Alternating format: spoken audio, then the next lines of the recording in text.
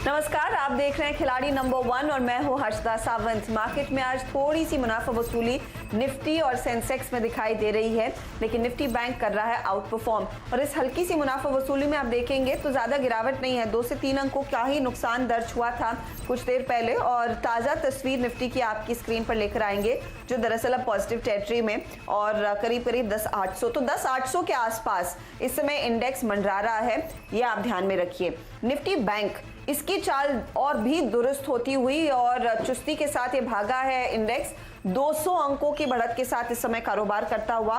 तो हमने आपको कुछ देर पहले बताया था स्टेट बैंक ऑफ इंडिया में आउट परफॉर्मेंस है, वो अभी भी स्टॉक तेज रफ्तार से भाग रहा है 3% ऊपर।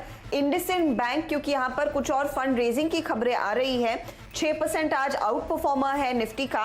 और साथ ही साथ आप ध्यान रखिएगा एचडीएफसी बैंक अब 1% ऊपर आ चुका है। कोटक महिंद्रा बैंक में भी अच्छी तेजी बनती हुई दिखाई दे रही है। और आज सरकारी बैंकों का भी बोलबाला है, चाहे वो इंडियन बैंक हो, कैनरा बैंक हो, बैंक ऑफ बड़ौदा जैसे स्टॉक्स हो। तो आज बैंकों का या फिर फाइनेंशियल स्टॉक्स का दिन है, जहां पर आज के सत्र में चौतरफा तेजी देखने को मिली है। श्रीराम ट्रांसपोर्ट एक और स्टॉक आपको स्क्रीन पर लेकर आते हैं, जहां पर 5% तक के गेंस देखने को मिले हैं। तो यहीं पर सबसे ज्यादा हरकत देखने को मिली है। और ऑफ कोर्स मिड कैप में केमिकल, रेलवे से जुड़े हुए, डिफेंस से जुड़े हुए कुछ स्टॉक्स में आउट परफॉर्मेंस है। तो ये रही मार्केट की चाल। ऐसे दिन फिर हमारे जानकारों की पोजीशन कितनी बदलेगी, उनकी क्या रणनीति होगी, इस पर बात करेंगे। याद रखिए इस हफ्ते हमारा साथ दे रहे हैं खिलाड़ी नंबर 1 में सचिन गुप्ता, नीलेश जैन और प्रदीप होचंदानी। खेल की शुरुआत करते हैं उनके कल दोपहर 3:30 तक के रिटर्न्स के साथ, और फिर जानेंगे कि यहां से आगे उनकी क्या स्ट्रैटेजी रहेगी, उनका रवैया मार्केट को लेकर क्या रहने वाला है।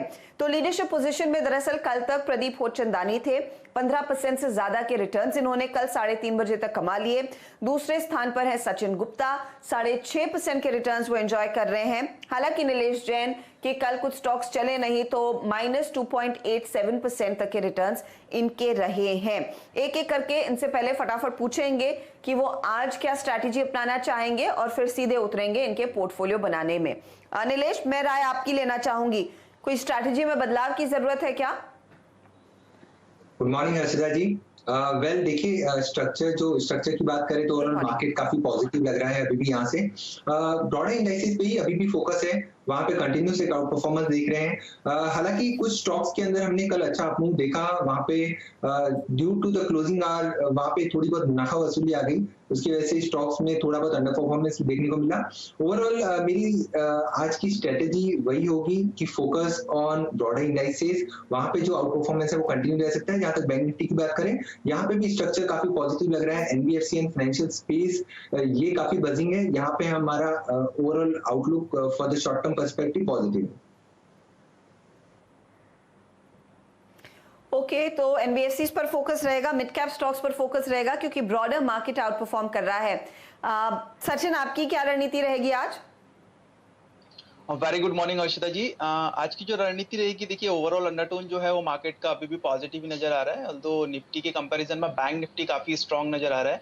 और आज के ट्रेडिंग सेशन में जैसे देखा है कि कल प्राइवेट बैंकिंग के अंदर एक अच्छा अपवर्ड था, एक अच्छा बजिंग थे, और आज जो है वो पीएसयू के अंदर एक अच्छी स्ट्रेंथ नजर आ रही है। तो आज के दिन जो फोकस रहेगा वो मेनली पीएसयू सेक्टर्स पे ही रहेगा हमारे भी, और उसी सेक्टर से कुछ रिकमेंडेशन जो है वो आज सजेस्ट करना चाहेंगे। ओके, तो कुछ थोड़े से चेंजेस आएंगे। प्रदीप होचंदानी, आप एक लीडरशिप पोजीशन में हैं, आज किन आइडियाज पर फोकस करेंगे? नमस्कार हर्षदा।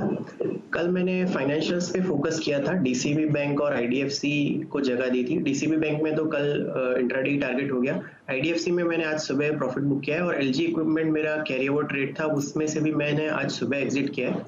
2 नए कॉल में आज जोड़ूंगा, वो एक फाइनेंशियल स्पेस से और एक सेकेंड रैंक फार्मास्यूटिकल स्पेस से है। ये दोनों ही स्पेस बजिंग है आज के सेशन में, और इन दोनों में से एक पिक मैं आज जोड़ूंगा। ओके, तो फार्मा स्पेस और केमिकल स्पेस बजिंग है, उसमें से कुछ नए आइडियाज आपकी स्क्रीन पर जरूर आएंगे। ये है प्रदीप होचंदानी की राय। तो चलिए एक एक करके इनके पोर्टफोलियो पर नजर डालते हैं और फिर देखते हैं वो क्या नए ट्रेड्स जोड़ेंगे यहां से आगे अपने पोर्टफोलियो को और भी मजबूत करने के लिए। तो प्रदीप होचंदानी का ही सचिन का पोर्टफोलियो स्क्रीन पर लेकर आएंगे। डायरेक्टर साहब कह रहे हैं कि वो तैयार है। तो इनके हाथ दरअसल एक ट्रेड खुला है, वो है L&T टेक का। इन्होंने कल बाय कॉल दिया था, वो होल्ड कर रहे हैं। IGL इन्होंने कल शॉर्ट किया, कल ही प्रॉफिट इन्होंने बुक कर लिया, तो सिर्फ एक ट्रेड इनके हाथ में है, यानी कि अब 2 ट्रेड्स जोड़ सकते हैं। बताइए सचिन, नया ट्रेड कौन सा रहेगा, क्या जोड़ रहे हैं? हर्षदा जी, आज के दिन ऐड करना चाहेंगे यूनियन बैंक ऑफ इंडिया में एक बाय रिकमेंडेशन देना चाहेंगे। स्टॉप लॉस रहेगा 32 का और अपसाइड में जो टारगेट लग रहे हैं 37 के रहेंगे। इसका स्टॉक का देने के पीछे जो रीजन है वो ये है कि एक हॉरिजॉन्टल लाइन का अच्छा सपोर्ट लेकर इस स्टॉक ने यहाँ से रिबाउंड लिया है और साथ ही 100 DMA का भी एक अच्छा खासा सपोर्ट आज के दिन में काउंटर में नजर आया है, प्लस एक वॉल्यूम एक अच्छी खासी स्ट्रेंथ नजर आ रही है। तो मुझे लगता है ये काउंटर एक अच्छा परफॉर्म कर सकता है आज के ट्रेडिंग सेशन में, तो यहाँ से बाय पोजीशंस लेने की सलाह रहेंगी। आप कह रहे यूनियन बैंक में तेजी करके चले, और यूनियन बैंक में आज हमने देखा एक बहुत बढ़िया चाल तेजी की तरफ देखने को मिली है। अभी भी मौका है खरीदने का। आप लगाइएगा 32 का स्टॉप लॉस और 37 का रहेगा टारगेट। ये है सचिन की ओर से पहला ट्रेड यूनियन बैंक का आपके लिए। चलिए अब जोड़ते हैं अगले पोर्टफोलियो को, वो है नीलेश का। और नीलेश ने इनफैक्ट कल थोड़ा सा लॉस कमाया। लॉरिस लैब हालांकि अभी भी होल्ड कर रहे हैं। कल इन्होंने L&T फाइनेंशियल होल्डिंग भी दिया था तेजी की तरफ, वो भी अभी भी होल्ड कर रहे हैं।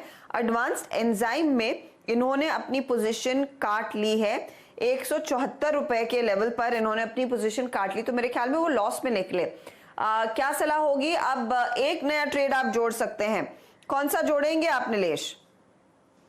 बिल्कुल हर्षदा जी, इनफैक्ट एक ट्रेड कल हमने फाइनेंशियल साइड में ऐड किया है, वो है L&T finance holding. Overall financial space में ये एक काउंटर है जहां पे अभी तक हमने पार्टिसिपेशन नहीं देखा है, तो वहां पे एक अपमूव हम देख सकते हैं। आज का एक फ्रेश एडिशन है एडवांस एंजाइम की जगह पे, वो है इंडियन होटल। ओवरऑल अगर हम देखें तो होटल स्पेस में काफी अच्छा मोमेंटम बना हुआ है और इंडियन होटल में पिछले 2 दिनों से एक रिकवरी हम देख रहे हैं लोअर लेवल्स पे। यहाँ पे अपमूव हम एक्सपेक्ट कर सकते हैं। ऑन हाई साइड 92.5 एक पोजिशनल ट्रेड है, 84.5 का एक छोटा सा स्टॉप लॉस लगाने की सलाह होगी। ओके, तो 84.25 का स्टॉप लॉस लगाइए। 100 के ऊपर जाने की फिर क्षमता रखता है। और होटल स्टॉक्स तो कल से ही आउट परफॉर्म कर रहे हैं। इंडियन होटल में देखिए ये कह रहे हैं तेजी की पोजीशन आप लेकर चलें। दरअसल महाराष्ट्र सरकार ने कह दिया है कि वो होटल जो कंटेनमेंट जोन में नहीं है वो अपने कामकाज को 33% तक शुरू कर सकते हैं, और एक बड़ा पॉजिटिव है इंडियन होटल जैसी कंपनी के लिए, क्योंकि मुंबई में ही ताज होटल और यहाँ पर ताज BKC ये कंपनी चलाती है, और साथ ही साथ जिंजर के कई सारे होटल्स इंडियन होटल में ही आते हैं। 90 to 50 के टारगेट के लिए एक अपॉर्चुनिटी यहाँ पर तेजी की बन रही है। आप खरीदारी करके चले, स्टॉक आपके सामने करीब 1-1.25% ऊपर है। तो ये रहा नीलेश का पोर्टफोलियो। अब आते हैं प्रदीप होचंदानी के पोर्टफोलियो। प्रदीप ने काफी विनिंग ट्रेड्स कल दिए और सब में इन्होंने प्रॉफिट बुक किया। एलगी इक्विपमेंट्स कल आज सुबह में प्रॉफिट इन्होंने बुक किया, मेरे ख्याल में इन्होंने सोमवार को जोड़ा था algae equipments, if I remember correctly. IDFC भी इनके खेमे में शामिल था, आज सुबह में प्रॉफिट बुक कर लिया। और DCB जो इन्होंने कल बाय कॉल दिया था वहां पर टारगेट कल ही हिट हो गया। तो एकदम फ्रेश ट्रेड्स देंगे प्रदीप। प्रदीप बहुत बढ़िया खेला आपने, सभी आपके टारगेट्स हिट होते हुए। ये बताइए अब नया ट्रेड कौन सा है? फाइनेंशियल स्पेस का पहला ट्रेड है। इस स्टॉक में 9 सेशन के कंसोलिडेशन के बाद कल एक बहुत ज्यादा वॉल्यूम से ब्रेकआउट देखने को मिला था।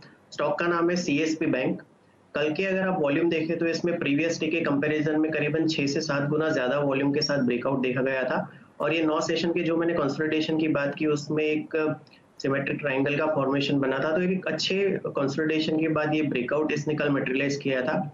ये मेरे हिसाब से आने वाले कुछ दिनों में बहुत अच्छा रिटर्न दे सकता है। इस पे बाइंग की राय रहेगी। 205.50 का पहला टारगेट रहेगा और स्टॉप लॉस इसमें रहेगा 185.50 का। 205 रुपए 50 पैसे का target. CSB bank, recent listing, Catholic Syrian bank, और यहाँ पर भी हमने देखा था हाल फिलहाल में कुछ ब्रोकरेजेस ने भी एक बहुत ही बढ़िया पॉजिटिव आउटलुक दिया था, उसका भी फायदा इनके हाथ लगता हुआ दिखाई दे रहा है। और स्टॉप लॉस आपकी स्क्रीन पर आ चुका है, तो स्टॉप लॉस नोट कीजिए। टारगेट इन्होंने 205 रुपए 50 पैसे दिया है, बाय साइड का कॉल है ये। प्रदीप दूसरा ट्रेड भी दे दीजिए। दूसरा ट्रेड जैसे मैंने बताया फार्मास्यूटिकल स्पेस से बिलोंग करता है और स्टॉक का नाम है APL लिमिटेड। एक स्ट्रॉन्ग आउट परफॉर्मर रहा है और पिछले करीबन 10 से 12 सेशन से इसमें कंसोलिडेशन का फेज देखा जा रहा था। 34 DMA को इसने रिपीटेडली टेस्ट किया इस कंसोलिडेशन के दौरान और आज के सेशन में ये अर्ली चार्ट्स पे एक फ्रेश ब्रेकआउट दिखा रहा है। तो ये मेरी दूसरी पिक रहेगी। 1016 का टारगेट रहेगा और 904 के इसमें स्टॉप लॉस रहेंगे। आप कह रहे हैं नन्हे, ये एक बार फिर से दोहराएंगे? मुझे लग रहा है यहाँ पे स्टॉप लॉस और टारगेट जो दिए गए हैं वो गलत आए हैं। एक बार फिर बताइए, आपने कहा 1016 टारगेट? जी, अभी चल रहा है 938 स्टॉक का रेट है APL लिमिटेड और 1016 1016 का इसमें टारगेट रहेगा और 904 का स्टॉप लॉस रहेगा। 904 का स्टॉप लॉस, गलती से मुझे वहां पर 1904 लग गया। 1016 का आप कह रहे हैं टारगेट रहेगा। अलेम्बिक फार्मा में ये है फिलहाल आपके लिए राय। याद रखिएगा, दो कंपनियां हैं, एक है एलेम्बिक फार्मा, एक है एलेम्बिक लिमिटेड। आप कह रहे हैं एलेम्बिक फार्मा में तेजी करनी है। 938 का जो भाव है, 1016 के टारगेट के लिए आप तेजी की पोजीशन लेकर चलेंगे। सचिन मेरे ख्याल में एक और ट्रेड जोड़ेंगे। सचिन आप बताइए कौन सा रहेगा वो, यूनियन बैंक के साथ और क्या आएगा? हर्षदा जी, अभी एक ही ट्रेड सजेस्ट करना चाहेंगे बिकॉज मार्केट में थोड़ा सा अनसर्टेनिटी लग रही है। मे बी हो सकता है एक प्रॉफिट बुकिंग देखने को मिले, तो एक सेकंड हाफ में एक और स्टॉक ऐड करिए। ओके, तो एक अपॉर्चुनिटी अपने लिए खुली रख रहे हैं नए ट्रेड जोड़ने के लिए और सचिन दोपहर में देंगे एक और नया ट्रेड। अच्छा, इससे पहले कि हम ब्रेक की तरफ बढ़े, एक दो काउंटर्स इस घंटे जो मोमेंटम दिखा रहे हैं उस पर एक फटाफट राय ले लेते हैं। दरअसल मिड कैप्स में 85 पॉइंट की तेजी आ गई है। सेल देखिए फटाफट आप सचिन आप ही देख लीजिए। सेल अब 34 रुपए 75 पैसे पर 7% भाग गया है, लेकिन इस घंटे 2% की और तेजी एडिशनल आई है। बहुत ही दमदार वॉल्यूम्स पर ये ट्रेड हो रहा है, क्या खरीदा जाए? जी हर्षदा जी, काफी अच्छे लेवल्स आज के दिन में इसने ब्रेक किया और अभी इमीडिएट देखा जाए तो एक रेजिस्टेंस आ रहा है 35.10 के आसपास में। ये लेवल्स आज के ट्रेडिंग सेशन में अगर ब्रेक करता है तो मुझे लग रहा है और अपसाइड मोमेंटम कंटिन्यू रहेगा। 36 एंड 36.50 तक के भी लेवल्स जो है वो दिखा सकता है, तो डेफिनेटली बाय करना चाहिए। एक 35.10 का ही जरूर एक हर्डल है, वो ब्रेक होता है तो डेफिनेटली अपसाइड मोमेंटम मिलेगा। अपसाइड मोमेंटम अच्छा खासा देखने को मिला है। सेल में आप लीजिए तेजी की कॉल। 35 पर अटकने के चांसेस हैं, लेकिन उसके पार निकल जाएगा तो आपको 36 से 37 के लेवल्स भी देखने को मिलेंगे। बहुत बढ़िया मूव देखने को मिला है। आप वेदांत देखिए, सेल देखिए, JSW स्टील देखिए, मेटल्स में आज के सत्र में दरअसल तगड़ा आउट परफॉर्मेंस है। हम लेंगे एक छोटा ब्रेक। ब्रेक के बाद हमारे जानकारों के पोर्टफोलियो का हाल देखेंगे कि स्टॉक की ओर से सबसे बढ़िया प्रदर्शन देखने को मिला है और यू नेवर नो कि सचिन के हाथ एक और बढ़िया ट्रेड आए। उन्होंने एक जगह खाली रखी है, उस पर भी नजरें होंगी आगे।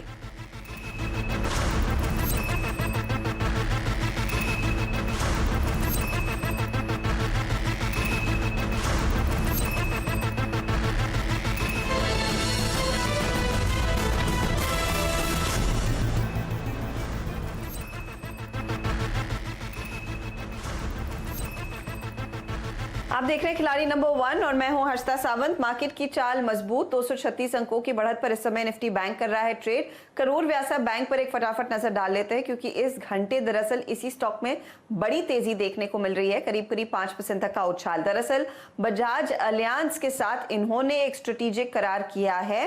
बैंक के ग्राहकों को बैंक इंश्योरेंस मिलेगा इस करार के चलते, यानी कि इंश्योरेंस की एक फैसिलिटी आपको करूर व्यास बैंक भी देगा। तो ये 4% ऊपर इस समय कारोबार करता हुआ, और वैसे भी आज हम देख रहे हैं बैंकिंग शेयर तो फ्लेवर में है ही। चलिए अब आते हैं हमारे गेम पर, जहां पर सचिन, नीलेश और प्रदीप ओचंदानी के बीच मुकाबला चल रहा है।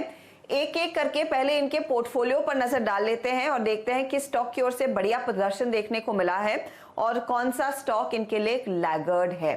तो पहले सचिन गुप्ता का पोर्टफोलियो। सचिन ने दरअसल आज के सत्र में सिर्फ एक नया ट्रेड जोड़ा है, वो है यूनियन बैंक। यूनियन बैंक में इन्होंने बाय कॉल दिया, 37 का टारगेट, स्टॉप लॉस 32 का। कल से होल्ड करते आए हैं L&T टेक्नोलॉजीज के ट्रेड को। यहां पर एक बाय कॉल है, 1450 का टारगेट था, स्टॉप लॉस 1297 का इन्होंने दिया। देख लेंगे आप कि दोनों में किस स्टॉक का ज्यादा बेहतर प्रदर्शन आज के सत्र में इनके लिए बनता दिखाई दे रहा है। तो यूनियन बैंक तो इनफैक्ट इनको रिवॉर्ड कर ही रहा है, लगभग 1% प्लस, आधे % के रिटर्न्स इनके लिए L&T टेक सर्विसेज भी जोड़ रहा है। अब आते हैं नीलेश के पोर्टफोलियो पर। नीलेश ने एक स्टॉक जोड़ा क्योंकि दो जगह पहले से भरी हुई थी, तो नया ट्रेड इनका आया है इंडियन होटल का 9250 का टारगेट इन्होंने दिया, स्टॉप लॉस 8425 पर लगाइएगा। L&T फाइनेंशियल होल्डिंग में एक बाय कॉल इनका बना हुआ है 77 का टारगेट, और लॉरस लैब में भी एक टारगेट इन्होंने तेजी की तरफ दिया, 593 के लेवल्स आगे हासिल करेगा ये स्टॉक।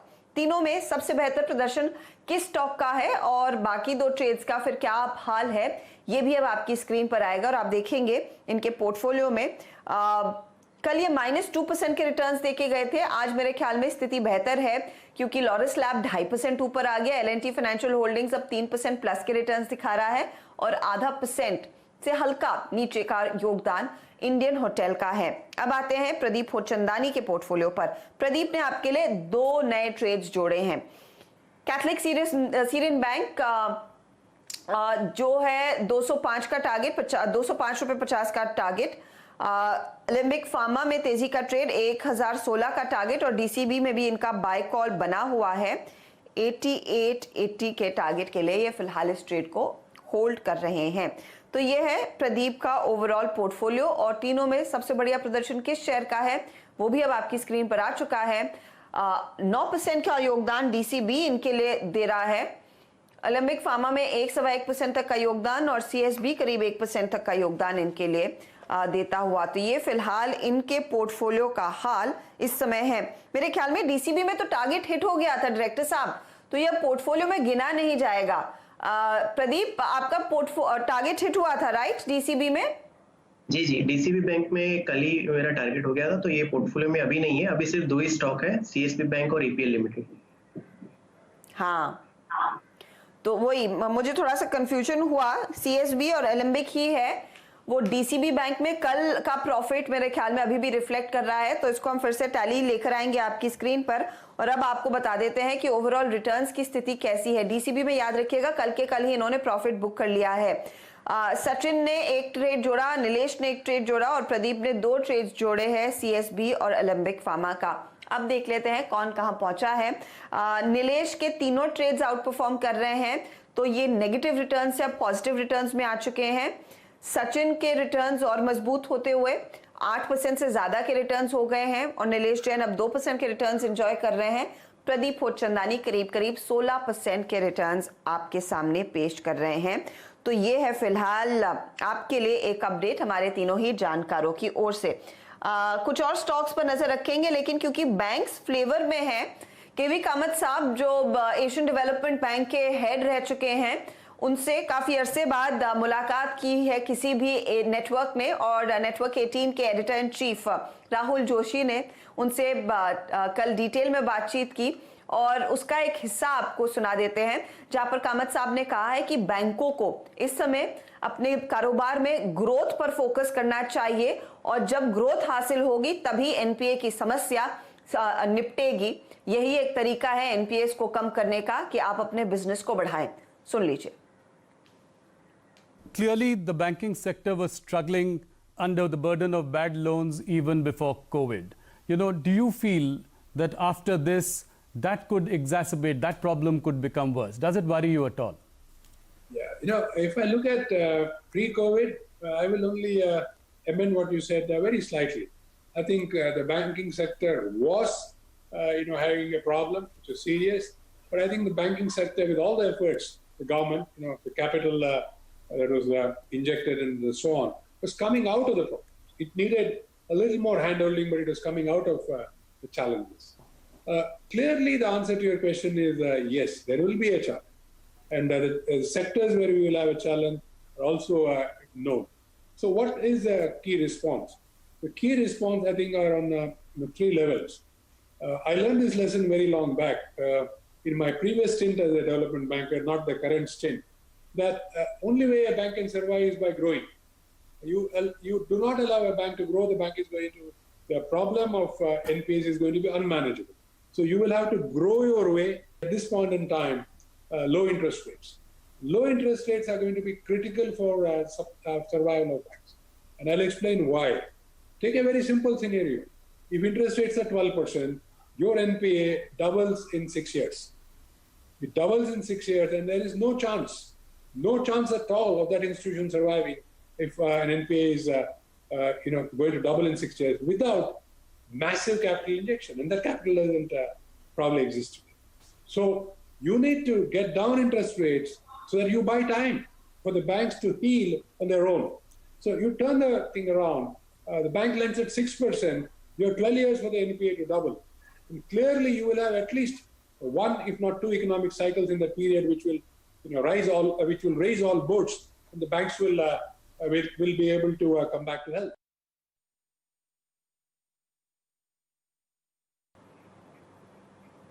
ओके तो ये फिलहाल आपके लिए अपडेट आ रहा है कि किस तरह से मॉरेटोरियम का प्रेशर कम किया जाए, ग्रोथ को फोकस किया जाए, कामत साहब ने डिटेल में कहा। नीलेश जैन इनफैक्ट एक अपडेट देना चाह रहे हैं। नीलेश बताइए। काउंटर जो हमने सोमवार से हम कैरी करते आ रहे हैं वो है लॉरिस लैब, समवेयर 540 541 के आसपास रेकमेंड किया था। 556 557 के रेंज में यहाँ पे मेरी सलाह होगी कि मुनाफा बांध लेना चाहिए। एक फ्रेश ट्रेड इनिशिएट करना चाहूंगा उसके जगह पे। अभी एक फ्रेश ब्रेकआउट हमको चार्ट पे आता हुआ दिख रहा है। ओवरऑल लीका काउंटर्स में काफी अच्छा मोमेंटम है। रेडिको खैतान एक काउंटर है जहाँ पे एक सिमेट्रिकल ट्रायंगल फॉर्मेशन का फ्रेश ब्रेकआउट अभी भी आते हुए देखने को मिल रहा है। यहाँ पे 394 395 तक के टारगेट के लिए करंट लेवल पे बाय कर सकते हैं। 367 का एक छोटा सा स्टॉप लॉस होगा। ओवरऑल 21 डे मूविंग एवरेज का सपोर्ट कंटिन्यूस यहाँ पे होल्ड करता हुआ नजर आ रहा है। 200 डे मूविंग एवरेज के ऊपर ट्रेड कर रहा है। So overall long term and short term both moving average के ऊपर कंटिन्यूस ट्रेड कर रहा है। करंट लेवल पे लॉन्ग पोजीशन इनिशिएट करने की सलाह होगी। ट्रेडिंग के लिहाज से अगर देखें तो 385 तक के टारगेट हम एक्सपेक्ट कर सकते हैं। पोजिशनली 395 के टारगेट होंगे।